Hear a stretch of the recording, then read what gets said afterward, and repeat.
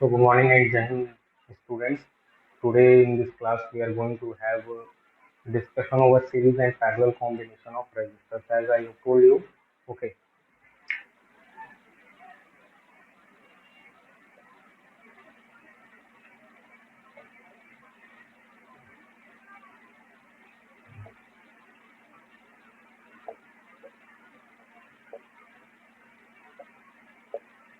So first of all, we need to understand what is the meaning of word series and what is the meaning of word parallel. Okay.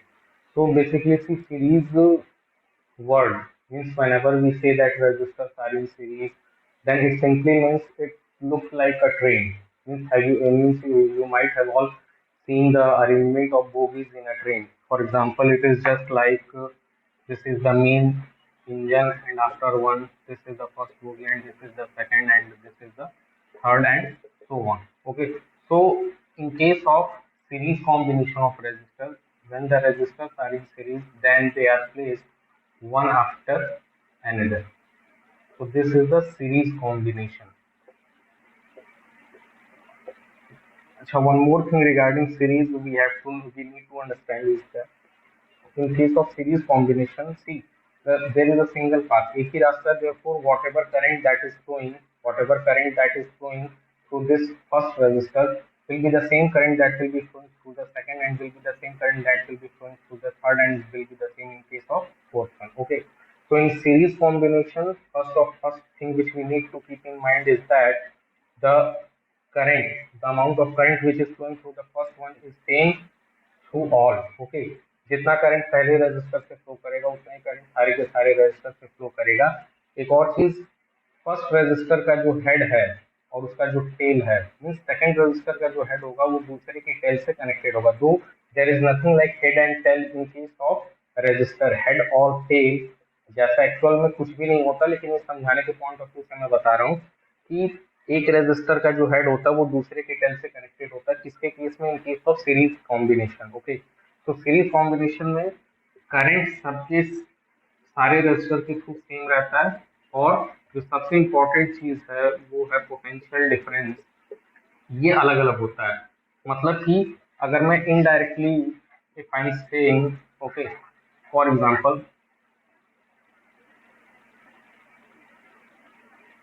ठीक है जैसे suppose करिए ये चार resistor suppose this is 1 ohm 2 ohm 3 ohm and 4 ohm okay now suppose इसके across में एक 12 volt की बैटरी लगा देता हूँ ये सर्किट कंप्लीट हो जाता है now so first of all if suppose somebody asks us what is the value of current flowing through all these resistor and what is the potential difference across individual resistance सबसे पहली बात तो ये arrangement आपका किसमें this is in series combination okay क्योंकि एक के बाद एक इस तरीके के अरेंजमेंट में लगे हुए हैं तो और दूसरी बात कि अगर जो भी करंट बैटरी प्रोवाइड कर रहा होगा वो सारा सेम करंट क्योंकि रास्ता एक है इसलिए सिंपल सी बात है कि जो करंट फ्लो करेगा वो भी क्या होगा सेम होगा ठीक है तो first of all we need to find the current okay so we know that v is equal to I into r okay v is equal to IR therefore I will be your v upon r what is the voltage what is the potential difference here 12 and what is the here r सबसे पहली बात जब भी हम circuit में current की बात करेंगे तो हम R का मतलब यहाँ पे इंडिविजुअल रेजिस्टेंस से नहीं R का मतलब यहाँ पे R इक्विवेलेंट है ठीक है तो R इक्विवेलेंट अगर मैं कैलकुलेट करूंगा तो जैसे ये सारे के सारे रेजिस्टर सीरीज में और सीरीज में आपको मैंने फॉर्मूला बताया R is equivalent is equal to R1 plus R2 plus R3 plus R4 इस तरीके का होता है कुछ ठीक है तो 2 plus 1 3 3 plus 3 6 plus 4 10 okay so R equivalent will be your 10 ohms okay now R equivalent is 10 ohms voltage is 12 volt so 12 upon 10 you will get 1.2 ampere तो दिस 1.2 एम्पियर का मतलब क्या हुआ ये जो पहला रेजिस्टर है ठीक है पहला रेजिस्टर जो 1 ओम्स का दूसरा रेजिस्टर 2 ओम्स का ये सारे के थ्रू जो करंट की वैल्यू होगी वो 1.2 एम्पियर ही होगा ठीक है अब ये करंट क्यों सेम होता है इसका रीजन आप ये समझ लो क्योंकि करंट जो होता है आई इज इक्वल टू होता है Q upon T Q is the total charge means जो इलेक्ट्रॉन्स फ्लो कर रहे हैं सिंपल सी बात है क्योंकि पाथ एक है तो सिंपल सी बात है obviously the electrons suppose here 10 electrons are flowing then the amount of electrons which will be flowing through the second 2 ohm resistor will be same, means 10 electron इससे भी फ्लो करेंगे, 10 इलेक्ट्रॉन इससे भी फ्लो करेंगे, 10 electron इससे भी flow करेंगे और 10 इलेक्ट्रॉन इससे भी फ्लो करेंगे। इसके वजह से जो करंट होता है या जिसको हम लोग कहते हैं कि जो पर यूनिट टाइम जो चार्ज फ्लो कर रहा है वो सेम, अगर पर यूनिट टाइम जो चार्ज फ्लो कर रहा है वो सेम है तो obviously current will remain same. Now coming to the second point, what is the potential difference? This is the I across all resistance. What is the individual potential difference? एक और चीज, ये जो 12 वोल्ट है ये total सबके across है, ठीक है, ये बात याद रखिएगा कि this 12 volt potential difference is across the total resistor, this is not across a single individual resistor. So okay, so we need to calculate what is the individual potential difference, means इसके across कितना potential difference है, इसके across कितना energy utilise हो जा रहा है, इसके अक्रॉस कितना, क्योंकि मैंने आपको बताया था कि पोटेंशियल डिफरेंस और कुछ नहीं होता, पोटेंशियल एनर्जी होता है वो एनर्जी जो कि इलेक्ट्रॉन्स को पुश करता है सर्किट में फ्लो करने के लिए। क्योंकि यहाँ पे 1 ओम का हिंड्रेंस है, यहाँ पे 2 ओम का, यहाँ पे 3 ओम का, तो ऑब्वियसली जो एनर्जी रिक्वायर्ड होगा यहाँ पे फ्लो करने के लिए, यहाँ पे या फिर यहाँ पे, वो भी क्या होगा, अलग अलग होगा, ठीक है। तो let us calculate what is the individual potential difference. Now we know that again यहाँ पे हम ओम्स लॉ ही यूज करेंगे, ठीक है। तो V is equal to I R volt हमको कैलकुलेट करना है इसके अक्रॉस। पहले first Om, 1 ohm, 2 ohm, 3 ohm and 4 ओम, ठीक है। स्टार्टिंग से चलेंगे, 1 ओम्स के अक्रॉस हमको पोटेंशियल डिफरेंस, इंडिविजुअल की मैं बात कर रहा हूँ, ये 12 वोल्ट दैट इज टोटल सबके अक्रॉस है, इस इंडिविजुअल के अक्रॉस कितना हमको वो निकालना है, ठीक है। तो V is equal to I R, R की वैल्यू 1 ओम है, आई की वैल्यू 1.2 एम्पियर, ओके। तो 1.2 into R that is 1, therefore answer will become 1.2 volt, okay.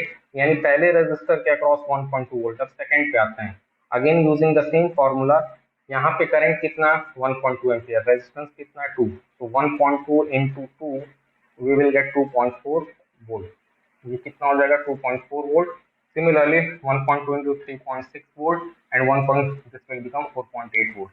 अच्छा, सबसे इंपॉर्टेंट चीज कंक्लूजन जो यहाँ पे निकल करके आता है, जब हम सारे इंडिविजुअल रेजिस्टेंस के अक्रॉस जो पोटेंशियल ड्रॉप है, जैसे 1.2, 2.4, 3.6 और 4.8, जब इनको हम ऐड करेंगे तो ये मेरा 12 वोल्ट के अक्रॉस आना चाहिए, ठीक है।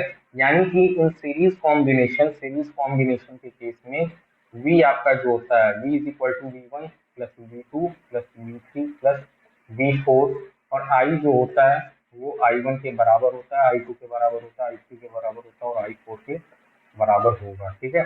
जैसे 1.2, 2.4, 3.6 and 4.8, 4 plus 2 6, 6 6 12, 12 8 20, 0 2 3 5 8, okay.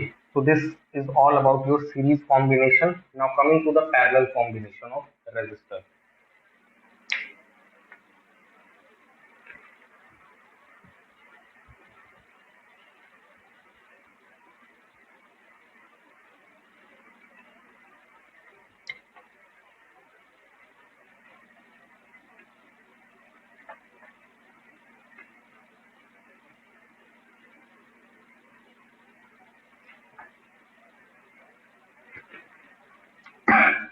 In case of the parallel combination of resistors, this is what arrangement look like.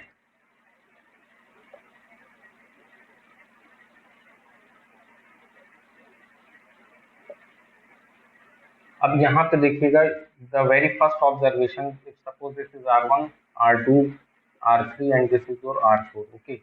So in case of parallel combination of resistor, you can clearly see, suppose here 10 electrons are coming, ये circuit है, ठीक है।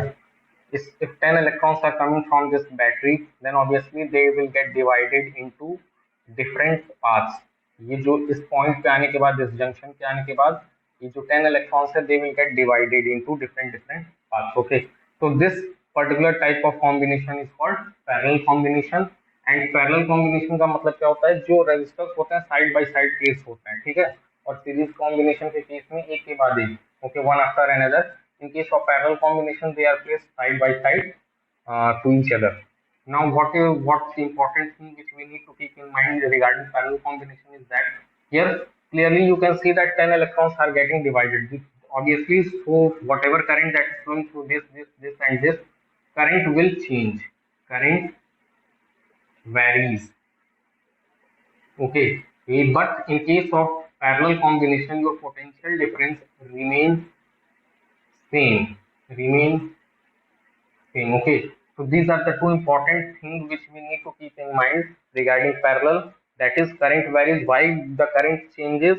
Because यहाँ पे जो भी 10 electrons आ रहे हैं, ये आपके इस particular junction पे आने के बाद they are getting divided. If the number of electrons are getting divided, then obviously number of electrons, that is I, is nothing but Q by T. ये अगर चेंज हो रहा है तो ऑब्वियसली आई तो आपका चेंज होगा ही होगा, ठीक है. तो that's why the current which is flowing through R1, R2, R3 and R4, that will also change. Now coming to potential difference, why the potential difference remains same? As I have already told, this is nothing but the potential energy required. As you can see, the length of the path of each and every one. Okay, so the length of this path, this path, this path, and this path. Okay, so potential energy, whatever energy that is required to flow the electrons through a given path, जो भी path मतलब energy जो भी required होगा, it depend upon the type of path which we are following. Okay, so that in case of parallel combination, that path remains in the path length remains same. So in this way you can understand why the potential difference remains same. Actual में path and type का कोई concept नहीं है, लेकिन ये आपको just समझाने के लिए बता रहा हूँ. इसका आप हायर क्लासेस में जाओगे तो डिटेल में एक्सप्लेनेशन मिलेगा कि व्हाई द पैरेलल और I should say the potential difference remain same. दूसरा तरीका ये कि आप देख सकते हो कि इसका जो लेंथ, इसका लेंथ, इसका लेंथ, ये सारे के सारे का जो लेंथ होता है that is equal. That's why the path length is equal. Therefore the potential energy जो भी रिक्वायर्ड होगा इस साइड से दूसरी साइड ले जाने के लिए इलेक्ट्रॉन को, वो क्या होगा, सेम होगा. इसकी वजह से करंट सेम रहता है लेकिन पोटेंशियल डिफरेंस आपका चेंज, सॉरी, करंट वेरीज करता है, करंट चेंज करता है पैरेलल कॉम्बिनेशन में, और पोटेंशियल डिफरेंस आपका सेम रहता है, ठीक है. Now coming to the how to identify whether the resistors, whether in a given circuit the resistors are in series or in parallel. Okay,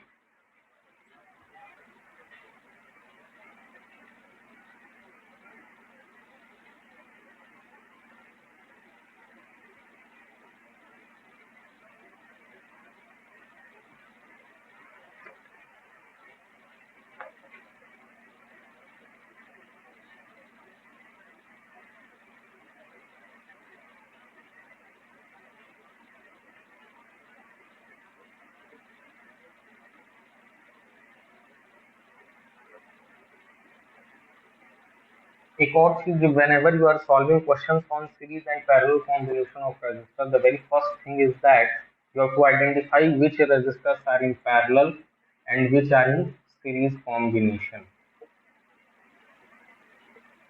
एक और चीज, यहाँ पे ज्योमेट्रिकल फिगर पे मत जाइएगा. ज्योमेट्रिकल फिगर हो सकता है आपको दिखाएगा कि वो दोनों पैरेलल में, मतलब कि अगर मैं इस तरीके का अरेंजमेंट बना दूं तो R1 और R2, जैसा कि मैंने बोला था पैरेलल कॉम्बिनेशन में साइड बाय साइड होते हैं, तो उस डेफिनेशन के अकॉर्डिंग R1 R2 पैरेलल में होना चाहिए, लेकिन एक्चुअल में R1 R2 they are not in parallel, they are in actual series. वो कैसे आइडेंटिफाई करेंगे? See the major criteria to decide whether resistors are in series or in parallel. The very first thing is that go on definition of series and parallel according to current. Means current के basis पे, current आप ये देखोगे कि current same जा रहा है या फिर अलग अलग जा रहा है, उसके बेसिस पे आप डिसाइड करोगे कि whether they are in series और इन पैरेलल. फॉर एग्जांपल, यहाँ से जो भी करंट निकलेगा ये R1 से होकर किस पॉइंट पे पहुंचेगा. अब देखिए R1 पे इस point, after reaching this particular junction it will get divided into two parts.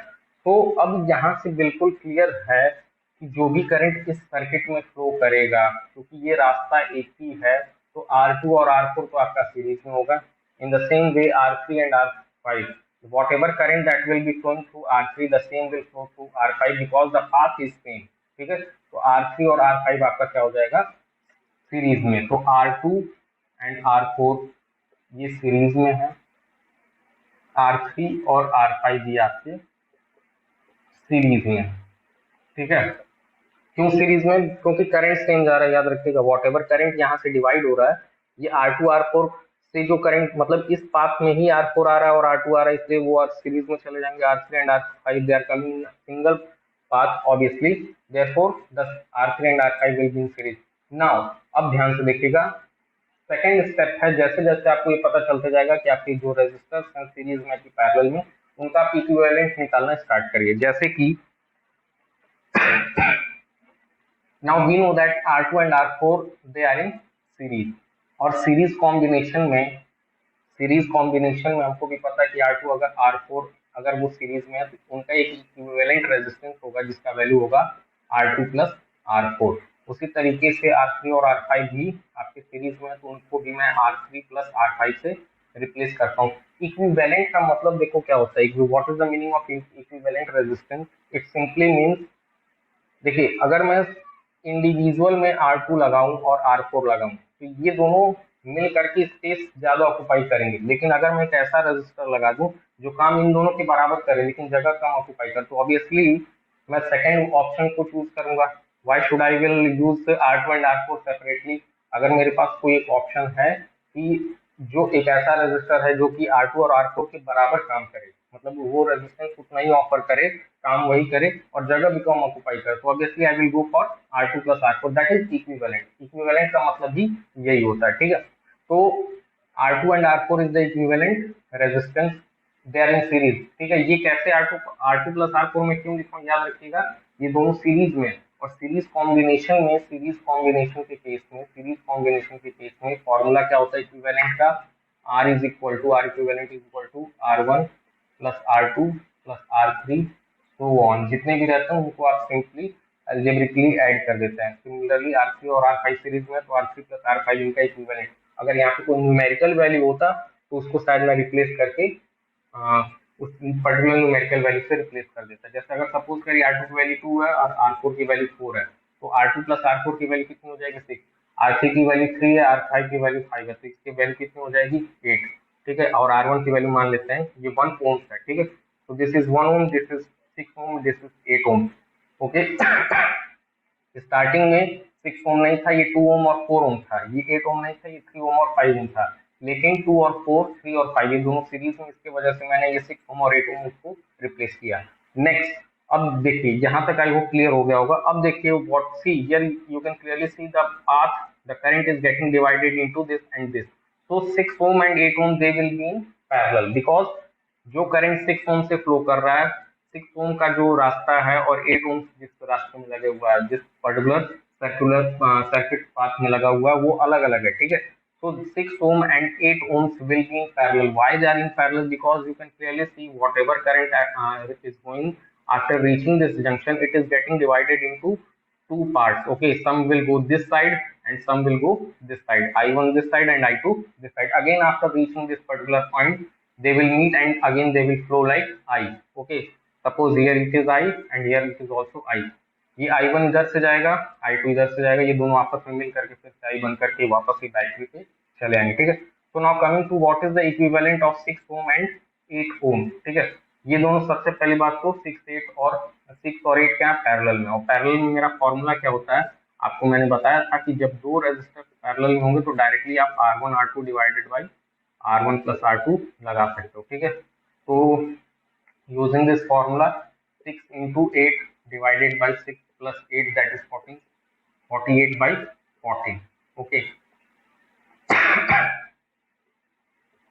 तो 24/7 यानी कि 6 और 8 को मैं रिप्लेस करके 24/7 के अगर मेरे को 6 और 8 को रिप्लेस करना है तो एक ऐसे रेजिस्टर से मेरे को रिप्लेस करना होगा जिसकी वैल्यू कितनी होगी? 24/7 ohms, because 24/7 is the equivalent resistance of 6 and 8 resistors, okay. तो इनको मैं रिप्लेस कर देता हूं एक सिंगल रेजिस्टेंस से, और उसकी वैल्यू कितनी है? दैट इज 24/7 ओम्स, और इस रेजिस्टर की वैल्यू कितनी है? 1 ओम। अब क्लियरली आप बहुत साफ साफ दिख रहा होगा कि 1 ओम से जो करंट फ्लो करेगा वही 24/7 से भी फ्लो करेगा, ठीक है। तो 1 और 24 किस में हो जाएंगे? सीरीज में, और ये आपका हो जाएगा फाइनल 7 1 7 और 31/7 ओम, ठीक है। तो इन दोनों को मैं रिप्लेस कर सकता हूँ 31/7 से, और 31/7 ये आपका क्या हो जाएगा? This is your final equivalent resistance, यानी इस पूरे सीरीज का जो हमने सर्किट स्टार्टिंग में लेकर के चला था, जो हमने स्टार्टिंग में सर्किट ड्रॉ किया था उसको मैं फिर से एक बार ड्रॉ कर दे रहा हूँ। ये 1 था,